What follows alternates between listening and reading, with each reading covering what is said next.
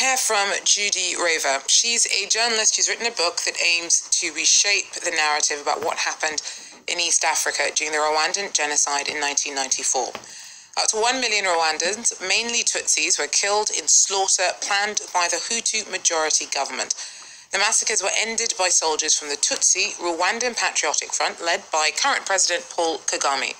Rever accuses him and the RPF, today the ruling party, of atrocities comparable, if not equal, to those blamed on Hutu genocidaires. Around 2 million Hutus fled into today's DR Congo. Rever says that the RPF, whilst being internationally praised, hunted down and murdered Hutu refugees. She also accuses them of having escalated the Tutsi genocide as part of a meticulously engineered plan to seize power. Earlier, she told me that none of that changes the fact that Tutsis were also victims of genocide. There was a genocide committed against Tutsis by Hutus, by elements of the state, by Hutu militia, but my research shows that Kagame's commandos, who were called technicians at the time, amplified that genocide against Tutsis. How they did that was that they infiltrated the Hutu militias and assisted directly these militias in killing Tutsis at roadblocks. And where do you get this perspective from? Why are you so sure that that's what happened? I'm sure of it because it comes from testimony from a number of sources. Number one, what's explosive is that this evidence is in documents, confidential documents that I've accessed from the United Nations.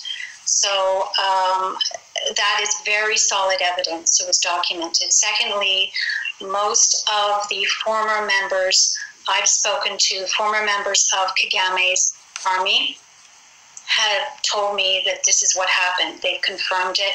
I've gotten rich detail about it.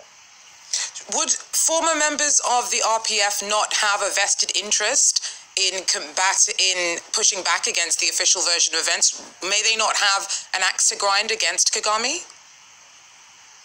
Well, that's always a concern, but a good number of the former officers and soldiers I've spoken to are not affiliated with any political party. Some are, but a good number are not. And I think it's important to emphasize that, again, the first time I found out about this was in UN documents. So that is crucial. Also, people who have testified to the tribunal and to me have risked their lives to do so. So they've taken enormous risks. So give us an overview of how your version of what happened diverges from the more widely held understanding of what happened in 1994. Well, Kagame is understood and believed to be a savior who stopped the genocide. He did not stop the genocide. His troops committed genocide as well against Hutus. So how did they do that?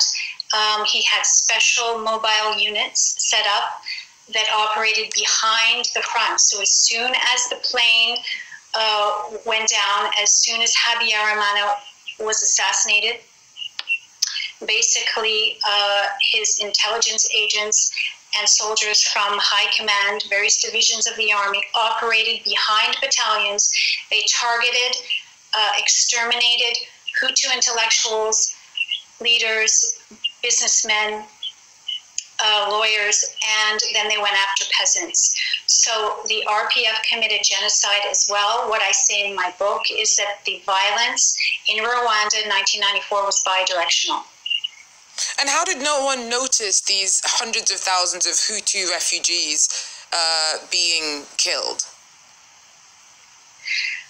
Well, it was hard to see, I believe, for journalists, because journalists were mostly in Kigali, and those who went to the eastern part of the country where this was happening first in April and May and June further south, they were escorted by the RPF. The RPF covered its tracks. But it's inaccurate to say that no one knew.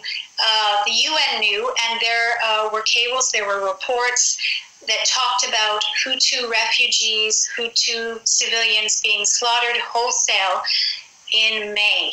That is on record. That evidence was concealed, was buried. Why would it be concealed or buried? The violence associated with the Rwandan genocide caused international horror. Explain to us why you believe that this was just brushed under the carpet. Well, Kagame has been protected. His regime has been protected for a variety of geopolitical reasons. It's very complex. These are questions you might want to put to powerful insiders. But clearly the UN and the United States wanted a victor. They wanted someone to establish security. I personally think that was a misguided notion because Kagame was not the person to establish security for Rwanda and the Great Lakes. But they covered up these crimes. There was also another report done in after the genocide, interviewing refugees, Hutus, and this man who did the report concluded that in 1/3 of Rwanda and 1/3 of the communes he had visited, the RPF had indeed committed genocide. That was his professional opinion. The UN buried that until a whistleblower leaked it online in 2010.